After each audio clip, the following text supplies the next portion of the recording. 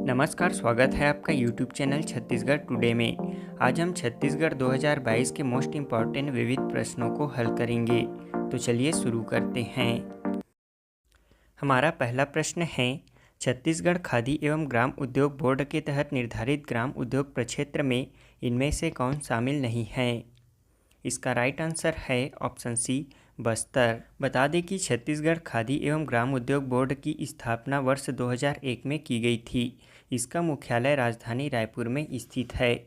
इसका उद्देश्य ग्रामीण अंचलों में खादी तथा ग्रामोद्योग की इकाई स्थापना करना है। इसके अंतर्गत राज्य में 3 ग्रामोद्योग प्रक्षेत्र निर्धारित हैं। ये हैं दुर्ग, कोंडागांव और सुकमा। अगला प्रश्न है, राजीव गांधी स्वावलंबन योजना के तहत असंगठित रूप से जीविकोपार्जन करने वाले परिवारों को सहायता स्वरूप गुमटी ठेले के लिए कितने राशि देने का प्रावधान है? इसका राइट आंसर है ऑप्शन डी, 30,000 रुपये। राजीव गांधी स्वावलंबन योजना असंगठित रूप से गुमटी ठेले एवं फेरी लगाकर जीविकोपार्जन करने वाले परिवारों के लिए आर्थिक उत्थान हेतु प्रारंभ किया गया है। इसमें सहायता स्वरूप प्रति गुमटी ठेले के लिए 30,000 रुपये की राशि देने का प्रावधान है। इसमें नगरीय निकायों को 100% अनुदान दिया जाता है। अगला प्रश्न है, मुख्यमंत्री वार्ड कार्यालय योजना का शुभारंभ कब किया गया था? इसका राइट आंसर है ऑप्शन बी, 2 अक्टूबर 2019 को। मुख्यमंत्री वार्ड कार्यालय योजना का शुभारंभ 2 अक्टूबर 2019 को किया गया था। इसका उद्देश्य मुख्यमंत्री जन चौपाल के तर्ज पर प्रत्येक नगरीय निकायों में वार्ड कार्यालय की स्थापना करना है। इस योजना के तहत जन समस्याओं को ध्यान में रखते हुए स्वच्छता व पर्यावरण, स्ट्रीट लाइट, सामुदायिक भवन, जल प्रदाय, आरक्षण, लाइसेंस व कर संबंधी कार्य एक ही छत के नीचे किया जाता है। अगला प्रश्न है, प्रदेश में पौनी पसारी योजना का शुभारंभ कब किया गया था? इसका राइट आंसर है ऑप्शन सी, 5 दिसंबर 2020 को। पौनी पसारी योजना का शुभारंभ 5 दिसंबर 2020 को किया गया था।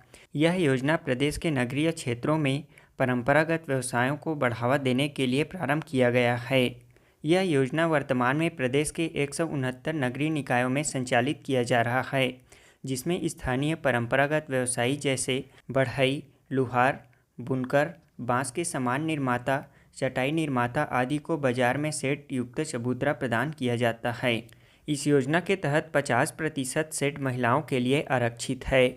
वहीं योजना के तहत 10 रुपये प्रति दिवस के दैनिक शुल्क पर चबूतरा भी उपलब्ध कराया जाता है। अगला प्रश्न है, छत्तीसगढ़ सरकार द्वारा ग्राम पंचायत के पंचों को बैठक के लिए मिलने वाले 200 रुपये भत्ते को बढ़ाकर कितना किया गया है? इसका राइट आंसर है ऑप्शन ए, 500 रुपये। प्रदेश में ग्राम पंचायत के पंचों को बैठक के लिए मिलने वाले 200 रुपये के भत्ते को बढ़ाकर 500 रुपये कर दिया गया है। अगला प्रश्न है, छत्तीसगढ़ में राज्य स्तरीय पंचायती राज सम्मेलन 2021 का आयोजन कब किया गया था? इसका राइट आंसर है ऑप्शन डी, 19 नवंबर 2021 को।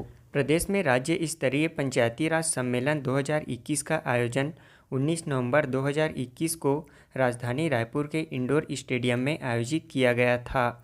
इस दौरान मुख्यमंत्री भूपेश बघेल ने जिला तथा जनपद पंचायत प्रतिनिधियों को निधि प्रदान करने के संबंध में महत्वपूर्ण घोषणाएं की। अगला प्रश्न है, प्रदेश में किसान सम्मेलन 2021 का आयोजन कब किया गया था? इसका राइट आंसर है ऑप्शन सी, 2 अक्टूबर 2021 को। प्रदेश में किसान सम्मेलन 2021 का आयोजन 2 अक्टूबर 2021 को आयोजित किया गया था। इस दौरान बेमेतरा जिले के राखी गौठान, दुर्ग जिले के सिकोला गौठान और रायपुर जिले के बनचरौदा गौठान से मुख्यमंत्री भूपेश बघेल ने गोबर से विद्युत उत्पादन एवं इकाई का शुभारंभ किया। अगला प्रश्न है, छत्तीसगढ़ में देश का दूसरा सबसे बड़ा फूड पार्क का निर्माण कहाँ किया जा रहा है? इसका राइट आंसर है ऑप्शन बी, जगदलपुर में। प्रदेश के बस्तर जिला जगदलपुर के ग्राम सेमरा में देश का दूसरा सबसे बड़ा फूड पार्क का निर्माण किया जा रहा है। यह निर्माण भारत सरकार की संस्था ट्राइफेड की मदद से किया जा रहा है। यह 10 एकड़ क्षेत्रफल में बनाया जा रहा है। अगला प्रश्न है, राष्ट्रीय ग्रामीण आजीविका मिशन अंतर्गत कौशल विकास हेतु दीनदयाल उपाध्याय ग्रामीण कौशल योजना में प्रदेश के कितने वर्ष तक के ग्रामीण बीपीएल युवाओं को विभिन्न व्यवसाय हेतु प्रशिक्षण दिया जा रहा है? इसका राइट आंसर है ऑप्शन बी, 15 से 35 वर्ष। राष्ट्रीय ग्रामीण आजीविका मिशन अंतर्गत कौशल विकास हेतु दीनदयाल उपाध्याय ग्रामीण कौशल योजना में प्रदेश के 15 से 35 वर्ष तक के ग्रामीण बीपीएल युवाओं को विभिन्न व्यवसाय हेतु प्रशिक्षण दिया जा रहा है। इसके बाद इनमें से कम 70% युवाओं को औपचारिक संस्थाओं में जिला, राज्य तथा राज्य से बाहर नियोजित किया जा रहा है। वर्तमान में इस योजना अंतर्गत 97 परियोजनाएं संचालित की जा रही हैं। बता दें कि दीनदयाल उपाध्याय ग्रामीण कौशल योजना अंतर्गत एक परियोजना अवधि अधिकतम 3 वर्ष की है। अगला प्रश्न है, छत्तीसगढ़ में बैंक लिंकेज के तहत राष्ट्रीय ग्रामीण आजीविका मिशन के अनुपालन में महिला स्व सहायता समूहों को कितने प्रतिशत की ब्याज दर पर ऋण उपलब्ध कराने का शासन द्वारा निर्णय लिया गया है? इसका राइट आंसर है ऑप्शन ए, 3% ब्याज पर। छत्तीसगढ़ में बैंक लिंकेज के तहत राष्ट्रीय ग्रामीण आजीविका मिशन के अनुपालन में महिला स्व सहायता समूहों को 3% की ब्याज दर पर ऋण उपलब्ध कराने का शासन द्वारा निर्णय लिया गया है। इसका उद्देश्य महिला स्व सहायता समूहों को आर्थिक गतिविधि से जोड़ना मिशन का मुख्य उद्देश्य है, ताकि स्व सहायता समूह के सदस्य अपनी आजीविका संबंधी गतिविधि को बढ़ावा दे सके। अगला प्रश्न है, छत्तीसगढ़ में वर्तमान में कुल कितने राष्ट्रीय ग्रामीण आजीविका मिशन अनुपालित स्व सहायता समूह हैं? इसका राइट आंसर है ऑप्शन सी, 1.89 लाख। छत्तीसगढ़ आर्थिक सर्वेक्षण 2021-22 के तहत वर्तमान में छत्तीसगढ़ में कुल 1,89,495 राष्ट्रीय ग्रामीण आजीविका मिशन अनुपालित स्व सहायता समूह हैं। अगला प्रश्न है, छत्तीसगढ़ में राज्य ग्रामीण आजीविका मिशन के तहत वैसे स्व सहायता समूह जो पिछले 3 माह में पंचसूत्र का पालन कर रहे हों, उन्हें कितने रुपए की राशि चक्रीय निधि के रूप में प्रदान किए जाने का प्रावधान है? इसका राइट आंसर है ऑप्शन सी, 15,000 रुपये। बता दें कि प्रदेश में चक्रीय निधि की परिकल्पना स्व सहायता समूह में आंतरिक उधार देने की प्रक्रिया को गति देने, कोष के आकार में वृद्धि करने एवं समूह के विकास हेतु एक तंत्र के रूप में विकसित किया गया है।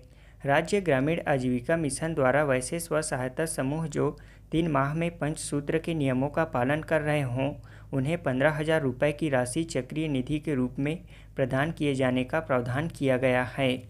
इस पंचसूत्र में शामिल है स्व सहायता समूहों द्वारा नियमित साप्ताहिक बैठक, नियमित साप्ताहिक बजट, नियमित आंतरिक लेन देन, नियमित ऋण वापसी तथा नियमित साप्ताहिक लेखा संधारण। अगला प्रश्न है, छत्तीसगढ़ में किस वित्तीय वर्ष से 0% ब्याज दर पर अल्पकालीन ऋण उपलब्ध कराया जा रहा है? इसका राइट आंसर है ऑप्शन बी, 2014-15 से। छत्तीसगढ़ सरकार द्वारा वर्ष 2014-15 से 0% ब्याज दर पर अल्पकालीन ऋण उपलब्ध कराया जा रहा है। इसमें प्राथमिक क्षेत्र में आवंटित ऋण में जून 2020 की तुलना में जून 2021 में 6.44% की वृद्धि दर्ज की गई है।